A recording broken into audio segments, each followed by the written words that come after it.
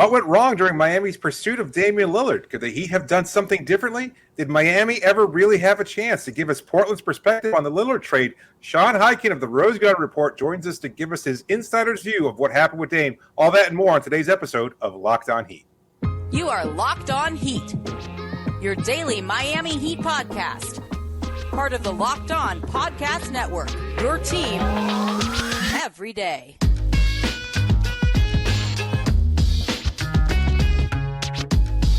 Welcome to Locked On Heat, your daily podcast on the Miami Heat. I'm Wes Goldberg. Joining me as always, David Ramil. However, you're tuning in on YouTube, Odyssey, or your favorite podcast app. Thanks so much for making Locked On Heat your first listen every day. We're joined now by Sean Highkin, who has been all over this Damian Lillard stuff. You can read his work over at the Rose Garden Report. Sean, we're going to get your thoughts on if the Blazers got a good return for Lillard in a second. Then we'll get to some Jrue Holiday stuff, whether or not even negotiations can occur between the Heat and the Blazers at this point. But let's just start here.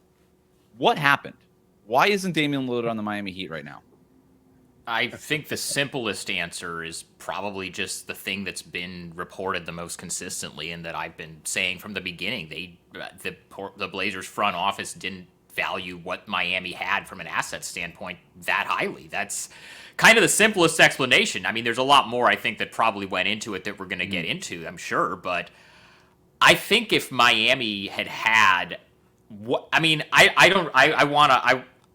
it's always tough because you don't know what was actually offered. And I mean, we're seeing some stuff kind of now come out after the fact, which you don't know what's real or what's not. But I think if you look at every one of these star trades over the last however many years, there's always a thing that's like the thing in a trade.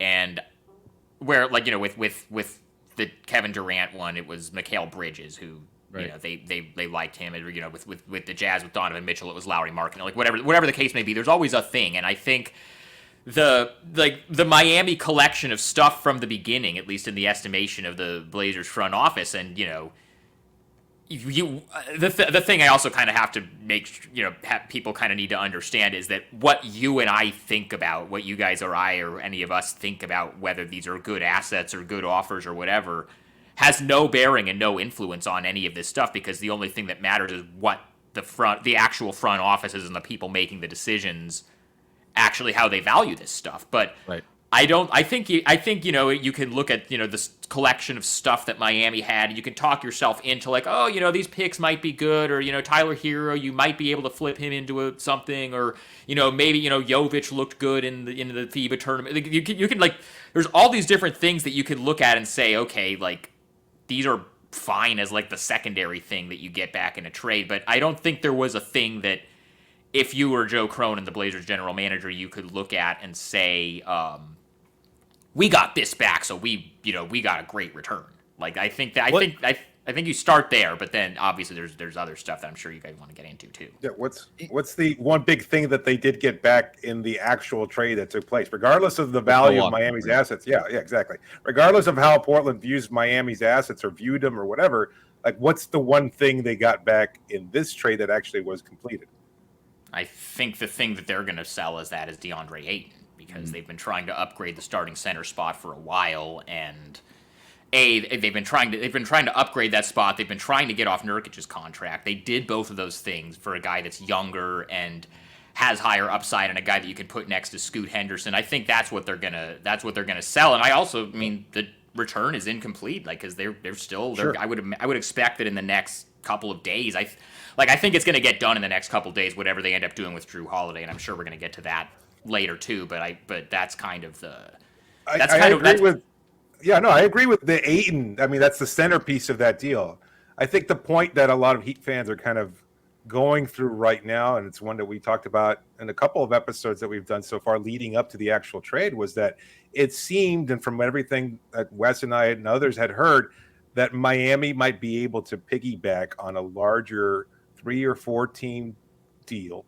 And I don't know why it didn't fall through, or whether or not there was actual involvement or not, but it seemed like Miami was poised to send some assets to Portland, perhaps Caleb Martin to Phoenix, and in that return, Portland still would have gotten that they could have. Miami could have helped facilitate Ayton to Portland also.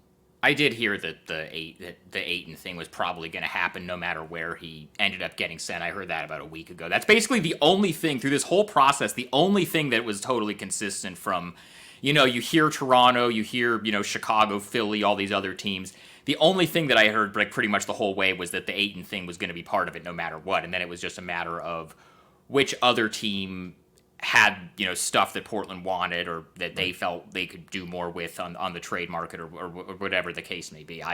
Again, it's hard to know kind of in retrospect what was actually offered. We don't really know what Toronto's offer is. We don't even really know what Miami's offer was. Like you're seeing today this stuff come out about like, they actually really would have been willing to offer 3 firsts and Jovic and all this. Like, I think the fact that they didn't talk, I think besides the Ayton thing being done pretty much the whole way, the thing I think everybody can agree on is that Portland and Miami really have not talked since July. They didn't engage directly, and I think the fact that they didn't talk makes it easy for people to kind of put out there in retrospect, hey, we would have been willing to offer this, and like only the people in the Heat's front office know whether that's true or not.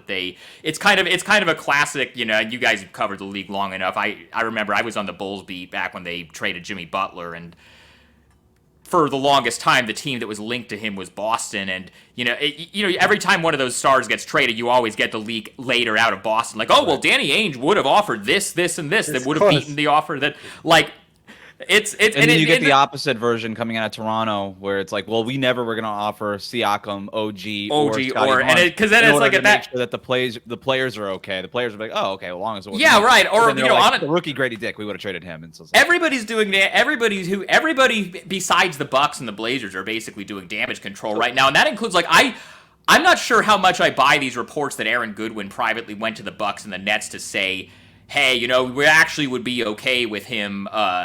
Going to those two places too. I think that might be damage control on his side because he tried to get his guy to one place and it blew up in his face. So I think a lot of this stuff, you always have to, this is something I've been just like stressing to people during this whole thing. You have to know where stuff might be coming from and why somebody might want something like that out there and from all corners. So I'm not very interested in arguing whether the Milwaukee package is better than the Miami package, because to me that just seems silly. Because it's also done. Like we can land wherever we want to land on it, but like that's not gonna like change whether the fact that they did that deal or didn't do that deal. And it's the only time where it's the conversation that's happening online, and it's the only time I can think of where the superstar trade is judged not by the return that the team actually got for the star, but by a hypothetical return that they could have gotten from another team. It doesn't answer the question, did the Blazers get a good return for Damian Lillard? That question's not even being asked right now. It doesn't seem like anybody even really cares. Right. And so I guess I'll propose that same question to you, Sean. Do you think that the Blazers got a good deal here for Damian Lillard, regardless of what the Miami package might or might not have been, what they ultimately got from Phoenix and from Milwaukee here? Because I look at that Milwaukee package and I'm like, wow, based on what the Bucks gave up, and they're the team that got the best player in this deal, they're the team that got Dame, they gave up nothing. And that's nothing to disparage Jrue Holiday, who's a very good player, but they upgraded at the same position. You gave up nothing for Damian Lillard. It depends on what they can get for Jrue, and if they can get for Jrue Holiday what they think they can get for Jrue Holiday. And I think they believe that contenders, I think they think they can get multiple firsts for Jrue. I don't, you guys, we can land wherever we want to land on what we think as those of us who are not actually in the room having these negotiations. I think they think that there is a stronger market for Jrue Holiday than there would have been for somebody they could have gotten from Miami. No, that's fair, but and that's just draft picks, and obviously that's something that Portland decided that is they didn't want a young player, they just wanted as many draft picks as possible, and that's the decision that they made in terms of what they wanted to do as an organization. How much the fact that we don't know what the Miami offer was, to your point, it just feels like we never really got a chance to know what the Miami offer was because Miami and Portland never talked, and they never, since July, there was never a real offer, and I don't know that there ever. I'm sure there was hints at an offer or something, but who knows what that offer could have ultimately been if negotiations had actually happened.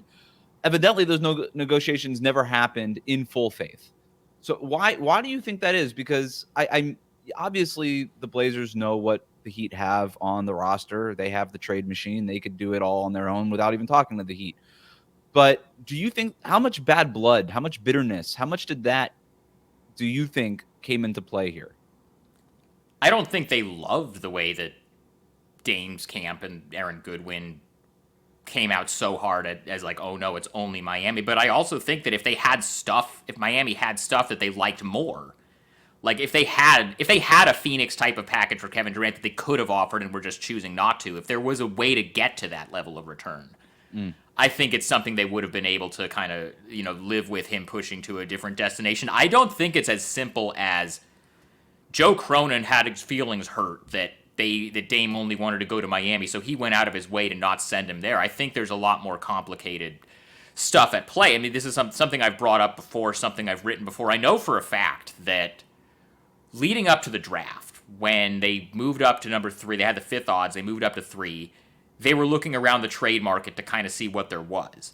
I know that Joe Cronin got some feedback from GMs in kind of other similar markets to Portland that basically was, you cannot trade this pick. It would be irresponsible for you to trade this pick because if you can get somebody as talented as Scoot on a rookie scale contract, you cannot do that. It would be, I think the word that I've heard used was like, it would be malpractice for you to trade this pick. I think, I don't know this, but it would not surprise me at all. Like you remember like during Summer League when this was really like at its height in terms of like the public, rhetoric and the discourse about it. There was that interview that David Griffin gave on Sirius XM where he was comparing kind of the situation to what happened with Anthony Davis and all that.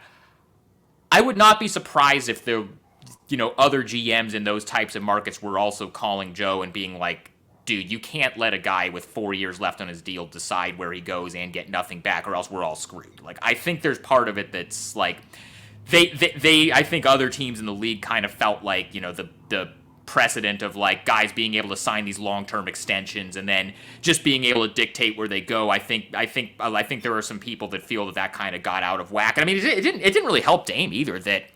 And through whoever's fault you want to say this is, I think his representatives misplayed this pretty badly as well from a standpoint of like and I understand, like, I don't really have I personally, like, I've been saying the whole time, I don't really have an issue with the way anybody handled this on any side.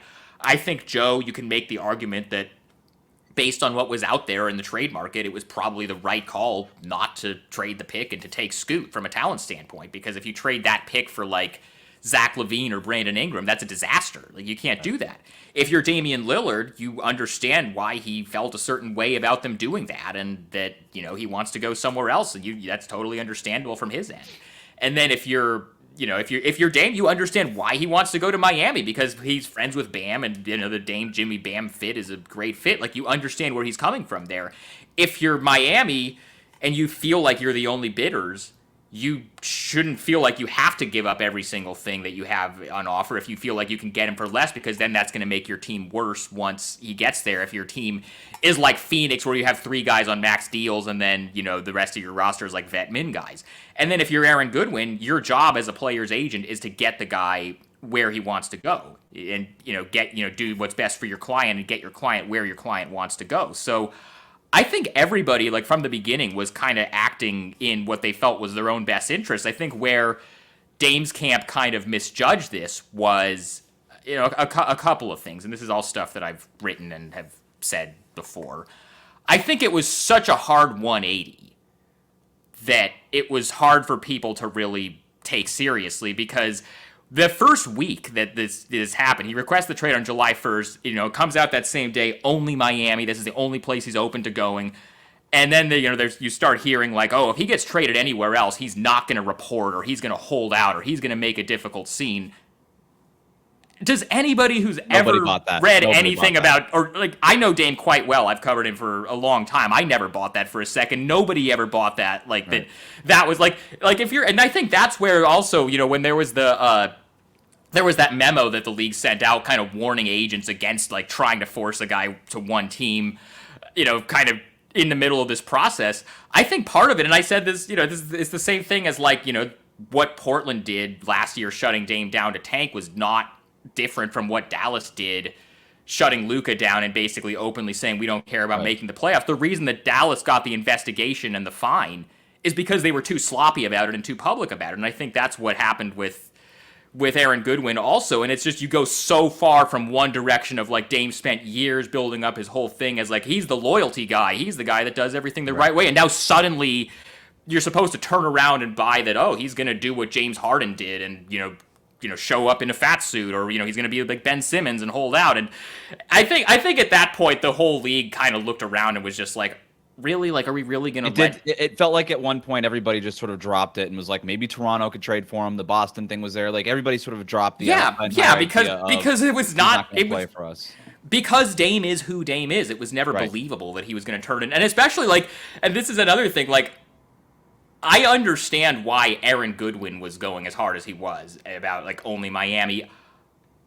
Dame himself, and again, I know Dame very well. You get Dame to any, I was saying the whole time, if he got traded to a situation that was a good basketball situation, like, if they Blake Griffin him and just sent him to Detroit or something like that, where it was just a total, no man's land, and they just did it for, just the assets and with no consideration of sending him to a good situation, I think he would understandably be very upset about that. But if he got sent to any situation where he could say, I can win here, this is a good situation, which I think it's pretty inarguable that Milwaukee is that. I think they're probably the title favorites now, certainly the favorites in the East.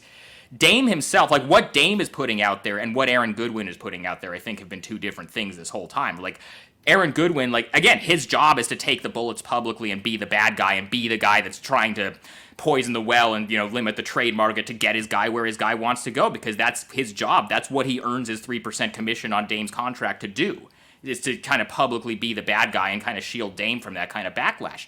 But again, like, I think at a certain point, especially, with Giannis now being out here doing these interviews saying, like, basically, I'm going to leave unless you guys make an upgrade, I think the Bucks kind of decided, okay, let's do that. And ironically, that's the exact kind of move that Dame wanted the Blazers to make for years that they never did, which is why why they ended up here in the first place. So it's a lot of stuff that just kind of goes into it, more so than just, Joe Cronin's feelings were hurt that Dame wanted to go to Miami, so he decided not to send him there out of spite. I think that's a little bit of an oversimplification.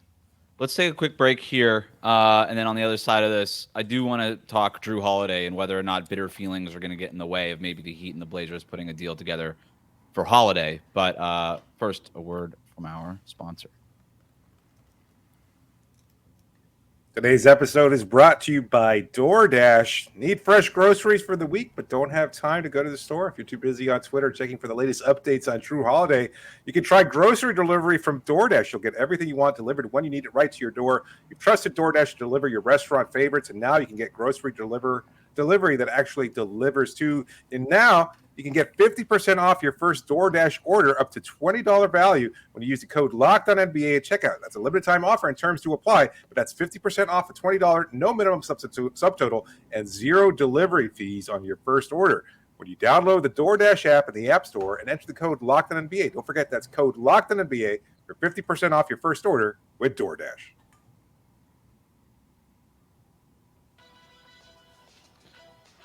Thanks for making Locked On Heat your first listen every day. Every day is we're going to be back next week with interviews from Miami Heat Media Day and reports from training camp in Boca Raton.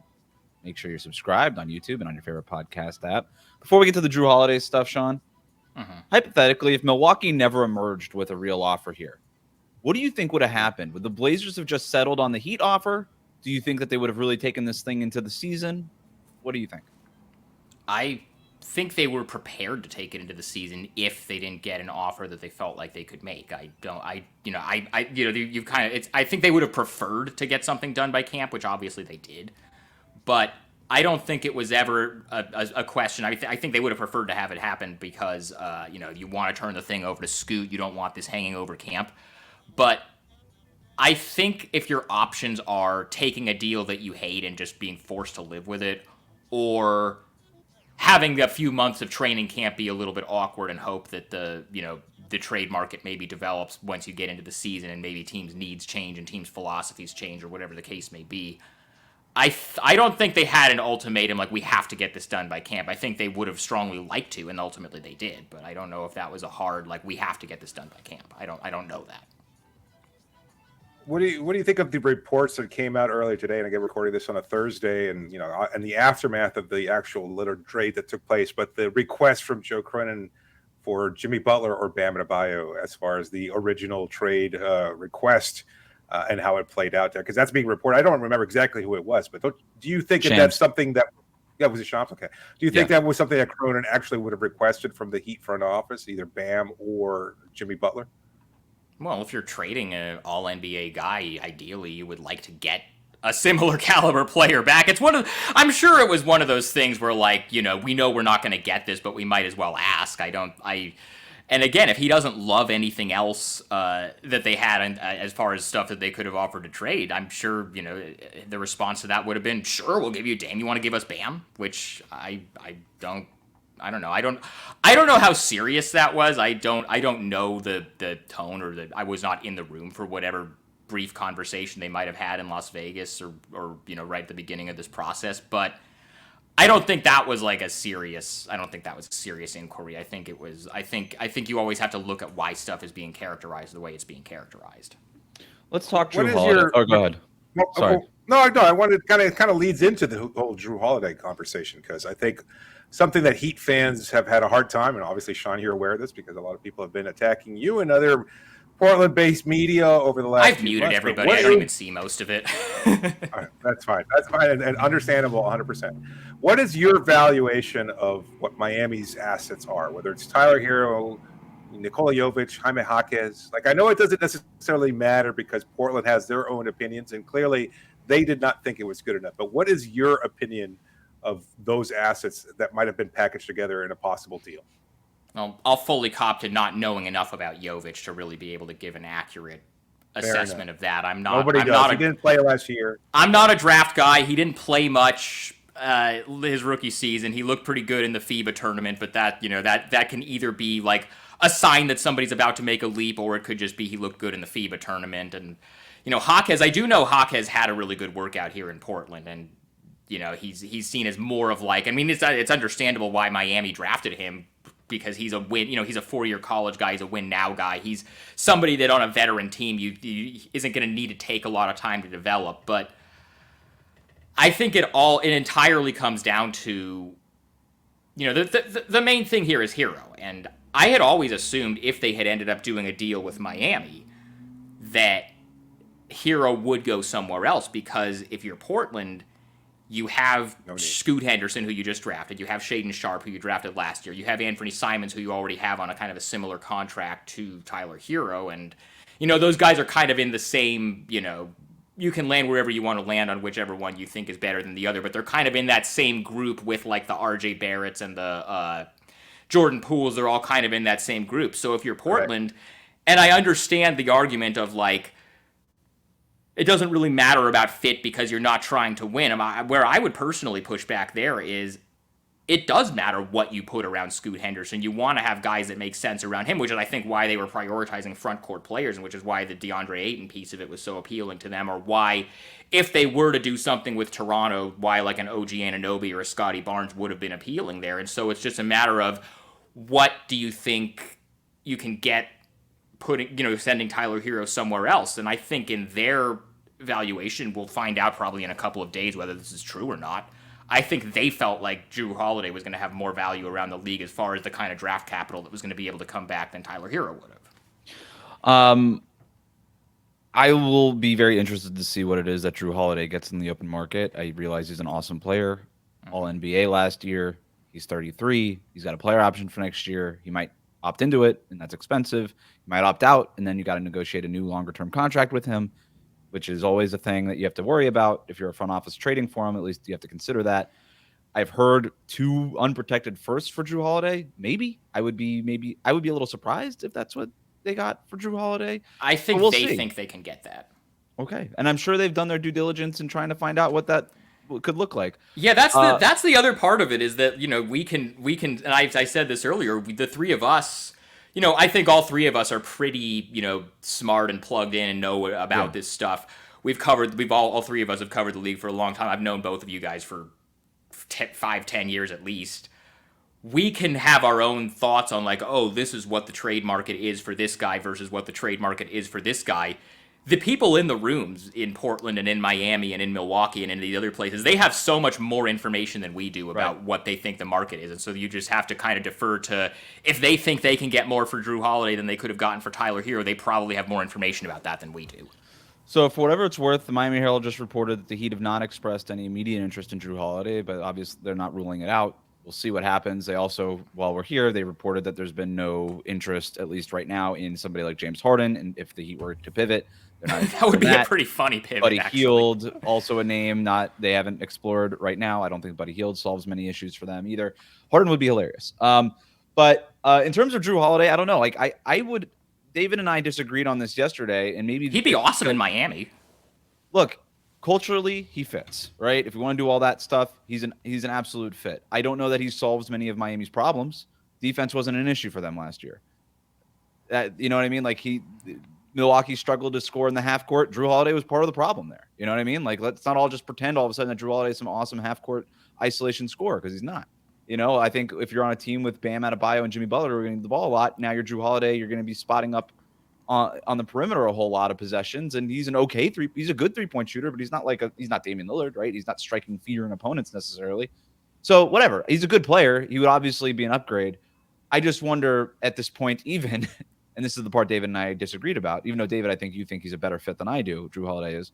But maybe I'm just too petty and too moronic. I can't imagine Pat Riley calling Joe Cronin just being like, you know what, actually, we would love to take Jrue Holiday. But maybe business is just business, and that wouldn't stop them. And you know what, David, you're probably right when it comes to this. But I just have a hard time imagining that they would settle and do this whole consolation prize thing, because that's what it would be looked at as. I don't know how much of an appetite. I don't know how much of an appetite there would be on either side for that. To be honest with you, right, because if you're the Blazers, you can't be like, now we'll take Tyler Hero. Tyler Hero's great. Like, you can't do that. Yeah. If that's part of the deal, or if it's like Kyle Lowry in a first round pick, we actually love your first round picks. Like, where yeah, I for a lot of reasons, I don't know if I see that one happening. David, anything else on Damian Lillard before we move on, or Jrue Holiday? Dame, not necessarily. No, Jrue. I mean, I think what a lot of people are thinking, at least from the Miami side of things, is that any team that might be willing to accept Holiday are likely to be a contender. And so when you're looking at the value of those picks, they're almost pretty equal regardless of where they come from, either a New York or a Boston or a Miami. And you could argue that maybe Miami's picks have historically not been of much value because the team tends to do pretty well. But you could say the same thing about the Celtics over the last 20-some years. Those Celtics picks maybe won't be worth anything. You got Brown and Tatum locked up. I mean, I don't think so. I would agree 20s. With that. Right. Yeah, I would agree with that. Exactly. I mean, Celtics fans writers have already said, that's not necessarily something that they think is likely to pursue. But I mean, that just seems like the most. I can't see a bottom rung team or even just like a middle tier team saying we want to take on that largest salary. Yeah, it would have to be a contender, right?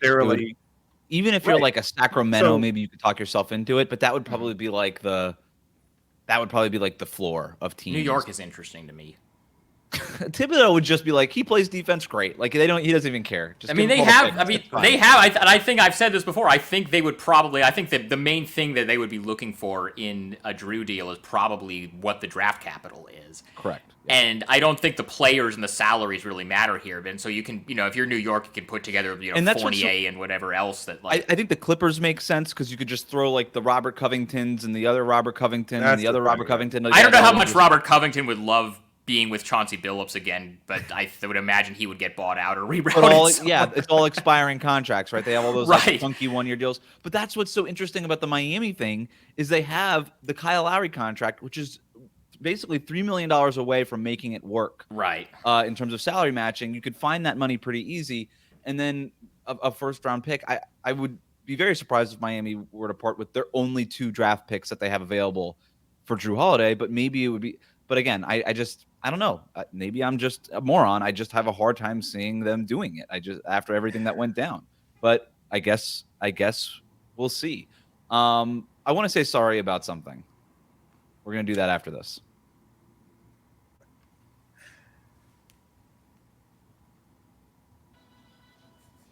Thanks again for making Locked On Heat your first listen every day. Every dayers. We'll be back next week with interviews from Miami Heat Media Day and reports from training camp. Make sure you're subscribed on YouTube and on your favorite podcast app. I'm not really sure how this works, guys. Mea culpa. I'm not Catholic. I don't really know Latin. I never took Latin in high school. So I think I know how this works. Is you mea culpa, and then you say something that you're sorry for. I think I have that right. So I'm gonna try. Look, this whole Portland versus Miami, the Blazers front office versus the Heat front office. All the conversation around it has been so gross and toxic and just poisonous to the timeline. I want us to move on. The Blazers and the Heat, we have history, man. You guys took us on Whiteside off our hands. Like, we should be getting facilitated along. the Jimmy Butler thing, actually. Exactly. Like these fan bases should be getting along. We should be hating Boston and New York, and everybody hates LA all the time. We all agree on that. I don't hate anybody, man. We I can just hate cover the Dallas team. Cowboys. We could just whatever it is. But I'm just talking about fan bases. No, I hear you. But I hate the way that this conversation has happened. I've had to log off my timeline for days at a time. And so I wanted to try to move past it and with this mea culpa. So here's what I have: a list of mea culpas that I want to hit. When I'm done, again, I don't know how this works. I don't know if it's like an amen type deal in church or whatever, but we'll just all say mea culpa at the end so that we can accept it and bury it. And then all of us as a fan base, collective Portland fan base and a Miami fan base, we can all just be NBA fans and move on. What do we think about this idea, guys? David, you could just tell me to screw off if you want. Yeah, you're not ready to move on. I don't hold any.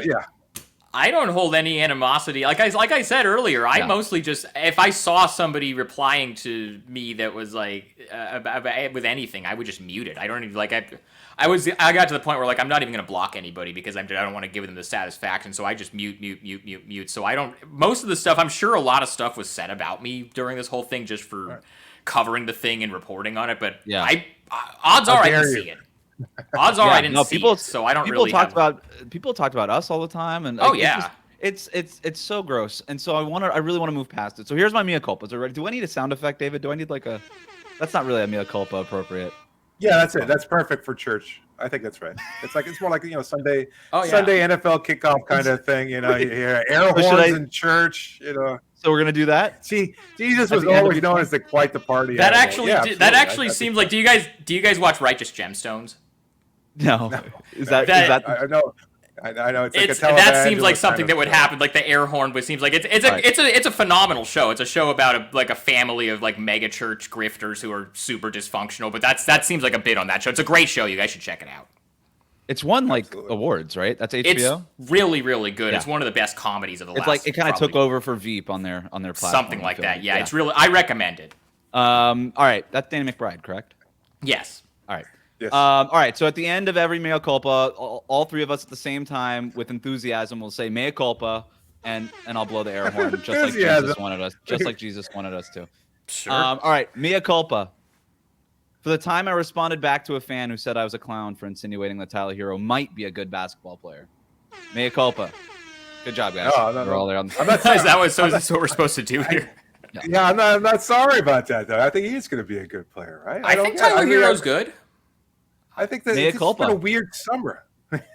It's a weird summer. I love that. Thinking that Tyler Hero might be a good player. I'm sorry. That tweet by Hero earlier about that Hero tweet from earlier today about wanting to get a Dame jersey was phenomenal. By the way, yes, it's great. And I also like your follow up to it, Wes, where you said he should wear it to media day. That would be pretty incredible if he did. It would be amazing. It would be amazing, and he should do it. And I would have no problem. I might buy a Damian Lillard Milwaukee jersey and wear it to media day. Like hell, why not? And by the way, David, I'm not actually sorry. It was backhanded. That's sort of what we're doing here. Mea culpa for the time I didn't cry when people in the comments told me to go cry. Mea culpa. Yeah, I get that one a lot. All right, that's fine. Mea culpa for thinking that the Blazers should at least explore the idea of trading their greatest ever player to a place that he wanted to play after 11 loyal seasons in Portland. Mea culpa. Yeah. I'm sorry for that. Sorry. Mea culpa on behalf of the Heat front office who thought that they could bully their way into getting a top 12 player. Mea culpa. Sorry. I'm sorry. They did it for Jimmy Butler. I don't know why they thought they could do it with Damian Lillard. Mea culpa on behalf of certain Heat media who aggregated Sean and took him out of context when all he was trying to do was report on the situation accurately. Mea culpa. Sorry, Sean. You guys are one of the few that didn't do that, by the way, so I appreciate it. That's why I was willing to come on with you guys, because you guys are some of the only. There's a couple other. We'll say dumb stuff on the pod just to get aggregated, out of context. We could just do it right now if you want. Let's see. The Miami Heat are willing to offer Jimmy Butler for Jrue Holiday straight up. Mea culpa. All right. No. League sources, David. League sources. Sources? Wow. Mea culpa to Dro Cronin. I'm sorry that you were scared to get on the phone with Pat Riley. Mea culpa. Mea culpa. Mea culpa on behalf of Barry Jackson's Twitter account. That's it. Ooh. Sorry. I'm just sorry. I don't know what happened there. I don't know what happened. I am sorry about that. Like the summer broke him. Yeah. I love Barry. Yeah, I love Barry. The summer broke him. I don't really know Barry at all. I saw the tweets. I tried to not. I tried to not engage. Person is the opposite of Barry on Twitter. They're the opposite. Yes. That's true of a lot of people in this business, though. Like, you'll see some people, like, there are some people that are, like, really good friends of mine, and then I'll see what they do on, like Danny Meringue. I love the guy, but, like, I see some of the stuff he gets into with people on Twitter, and I have to text him and just be like, dude, come on, really? Your boy Danny was coming after me, and I was like, I didn't even say anything. Yeah, he and I have very... He'll tell you this, he'll tell you this too. He and I have very different approaches to this stuff. I try to stay above it as much as possible. Here's where it all went wrong, David, for Barry, and you and I know this, is when the Heat every year, Sean, they do this thing. It's very sweet. It's very nice. They bring in like kids, like bring your kids to work day type deal to do the broadcast. So they'll have kids doing it's cute, you know. It's like whatever. It's a January game in the middle of the regular home game. So whatever, and everybody likes it, and it's just sort of a thing. And it's like, is the broadcast good? No, because it's ran by a bunch of 8-year-olds. It sucks, but it's kind of funny and it's kind of cute. They just do it. So is it like when the NFL did the Nickelodeon thing a couple years ago? Yeah, but if SpongeBob was also doing the play-by-play. Okay. So it was like that actually sounds good. Yeah, I'd be down. But Barry just went on Twitter and he's like, "Here we go again with kids doing the job." Oh yeah, you're never gonna win. You're never gonna win. That ever since then, he just leaned into it.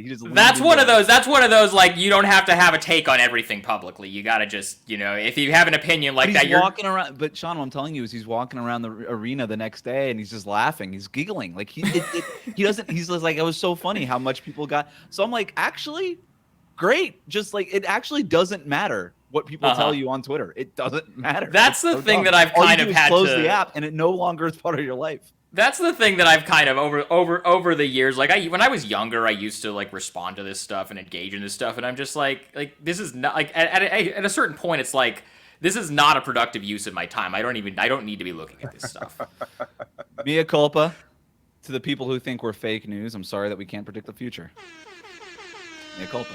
Is that a thing? Is that a thing? People predicting? People think we're fake news. People say we were wrong the entire time, and I was like, I'm sorry. Oh. I didn't know that he was going to get traded in Milwaukee. Everybody, look. I'll give you guys just a little bit of like a peek behind the curtain here, just so you just to know how like much everybody was. This just came out of nowhere. I had been kind of talking to people trying to figure out what was going on for like a whole week. You heard a lot about Toronto. You heard about Chicago getting in the mix. Maybe I didn't think that was really real, but that was a team that was being talked about. You heard about Philly at some point, maybe folding it into like the Harden, whatever. You hear about all this different stuff. About 5 minutes before the Woj tweet yesterday, I get 2 texts from people saying trade is imminent in the next 10 minutes. Like, be on alert. I was completely in the dark that Milwaukee was even in it or was involved at all until the Woj tweet happened. I had no idea. They kept it quiet. Credit to Milwaukee for doing that, I guess. Maybe that was part of the thing. Maybe it was we'll do this deal. We'll talk about this deal, but you have to promise not to tell Woj or tell anybody anything. Like, that might have been. I've heard of that happening before, where like we won't negotiate with you unless we mutually agree not to leak anything. Because if it falls through, then you've kind of burned your bridge with Jrue Holiday and things like that. Totally, like, that's why. So. Yeah. Last one. Mea culpa, finally. Mea culpa to all of Heat and Blazers Twitter, on behalf of all of us here, for having the audacity to try to provide you with a little bit of content about a game that doesn't really matter and it's just supposed to be kind of fun. Mea culpa, mea culpa, mea culpa. Can get on board with that one. Jesus, can we?